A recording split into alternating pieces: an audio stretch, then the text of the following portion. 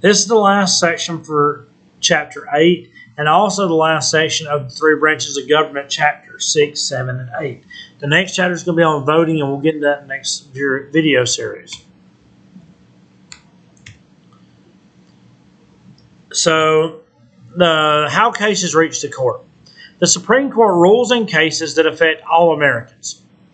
They hear cases, both trial and appeal cases, and most cases come from lower courts. Most of them it's going to be something they ruled some way in a certain case, and the people didn't like it, so they appealed, and it went through a number of cases, and they still felt their constitutional rights are being infringed on, and so it goes to the Supreme Court. From the number of cases the Supreme Court gets, they narrow it down to a small list that they want to examine closer. And then they put it on the docket, which is a calendar. It's just another word for calendar. But you'll hear this used a lot, especially in business, political realms, what's on the docket. That's the idea. They get over 7,000 cases a year, and they pick less than 200. They don't hear a whole lot because they want to make sure that they hear cases that are very important. The first step is written arguments and involves a brief. A brief is a written document that explains the case. It's just a summarization of the case. The second step is oral arguments. Each side gets 30 minutes to explain their case and answer a question. So they're going to explain the case and they're going to argue back and forth about what it means. The third step is conference. This is a secret meeting to discuss the case. They also decide the case in the conference, and at least 6 justices must be present. So this is where they meet up to discuss it. This is in private. This isn't open to the public.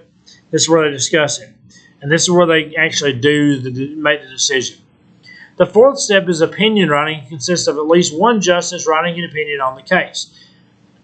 Whatever decision they make, a justice writes the majority opinion.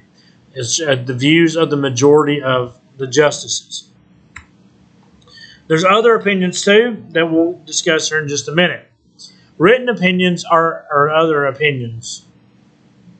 That we'll get discussed in just a minute. Written opinions are very important to help explain how the court reached the decision that they did. Besides the majority opinion, they can also issue 4 other kinds of opinions. A unanimous opinion is where they all vote the same way. That don't happen much. It's going to be a big deal that everyone knows is obvious to have a unanimous opinion. A dissenting opinion is an opinion that disagrees with the majority. So if the vote was 5-4 in the Supreme Court, one of the other 4 justices would write a dissenting opinion. 2, 3, or 4 justices may write a dissenting opinion. Can't be over 4 because then it'll be a majority. A concurring opinion is a justice that votes with the majority but for different reasons. And they want to say, okay, I want to make it clear, I don't support this, but I do vote yes because of these other reasons. The last step is the announcement. When the court announces its decision, copies of the opinion gets passed around the media and on the court's website. The written opinion is used in other courts to make decisions in cases that fall under the same precedent. So what happens is, if you're looking at something like Brown versus Board of Education in Topeka, where they ruled that separate but equal is not constitutional, then they say, well, these people are being treated unfairly. They're not being treated equally. They are being separated and not given equal facilities. So because of this, as in the precedent set by Brown versus Board of Education of Topeka, we believe this falls under that same precedent. And that's kind of how they use the court cases. The law is supposed to be the most important decision maker in the court's decision. There's something called stare decisis, which is Latin for let the decision stand. And so, when it comes down to it, they make a decision and then it has to just basically be that. The Supreme Court can overrule outdated precedents like they did for Plessy versus Ferguson and Brown versus Board of Education of Topeka. That's, the idea. Again, and you're going to be like, why do you keep mentioning these 2 cases? But it's in the notes also. Social opinions can also affect it, as is with Plessy versus Ferguson, and they ruled to overturn or to overrule Brown versus Board of Education of Topeka, or Plessy versus Ferguson with Brown versus Board of Education of Topeka, because they ruled that it was unconstitutional because of a change of social opinions. People got to the point where they thought, you know what, this isn't right. We don't need to separate people based on the color of their skin. And because of that, social opinions played a role in that. The court determined this violated the 14th Amendment, which is equal protection under the law.